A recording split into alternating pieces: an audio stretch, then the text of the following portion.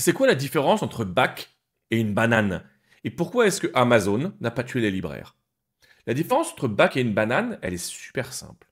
Quand vous avez des bananes et que vous avez faim, vous mangez la première banane, et après avoir mangé la première banane, vous avez un peu moins faim. Mais vous avez peut-être encore un peu faim, vous prenez une deuxième banane, et à chaque fois que vous prenez une banane, votre faim, elle diminue. Quand vous n'avez jamais écouté de musique classique, la première fois que vous écoutez Bach, ça va vous paraître un peu bizarre.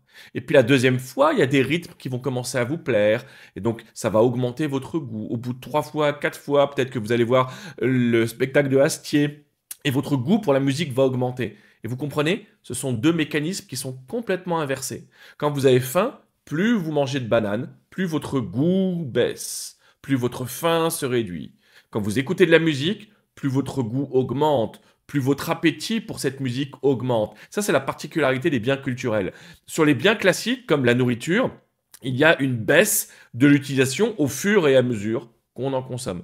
Pour les biens culturels, c'est le contraire. Plus vous consommez de biens culturels, plus vous allez avoir tendance à en consommer. Si vous avez jamais entendu de jazz, la première fois que vous en entendez, ça vous plaira pas. Puis au fur et à mesure, il est possible que ça vous plaise de plus en plus. Pareil pour le métal, pareil pour les livres. Et c'est ça l'effet d'Amazon. Lorsque Amazon a commencé à commercialiser des bouquins, il y avait une raison qui était très très simple. Vendre des livres en ligne, c'est un business où il n'y a pas de risque. Parce que les livres, c'est carré, enfin c'est rectangulaire, c'est facile à envoyer, ça s'abîme pas, c'est facile à emballer.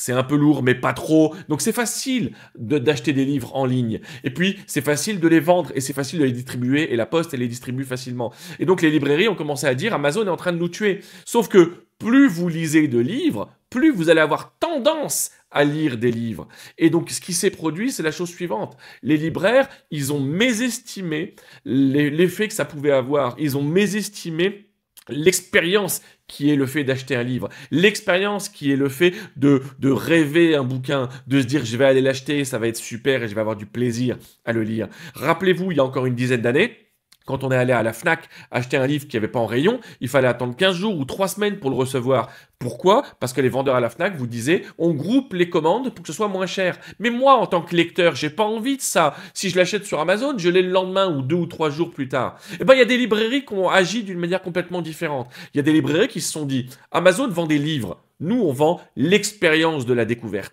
l'expérience de la lecture. Et aujourd'hui, il y a des librairies qui se portent extrêmement bien parce que ce qu'elles commercialisent, c'est le contact qu'on va avoir avec le vendeur. Ce qu'elle commercialise, c'est l'expérience de la consommation. C'est le fait de trouver un endroit où on peut parler des livres qu'on aime, parce qu'on l'a pas ça en ligne. C'est le fait de pouvoir feuilleter plein de bouquins dans un canapé en buvant un café parce qu'on l'a pas ça en ligne. C'est le fait de parler avec un expert de l'auteur qui va nous faire découvrir d'autres textes parce qu'on ça on l'a pas en ligne. Ce qu'on trouve sur Amazon, c'est ce qu'on cherche. Ce qu'on trouve dans une librairie, c'est ce qu'on cherche pas. On tombe par hasard sur quelque chose qui va nous passionner. Et donc il y a eu une confusion dans plein de librairies qui était que les gens sont là pour acheter des livres. En fait, ils sont pas là pour acheter des livres, ils sont là pour acheter une expérience. Et c'est la même différence que vous avez entre Bach et les bananes.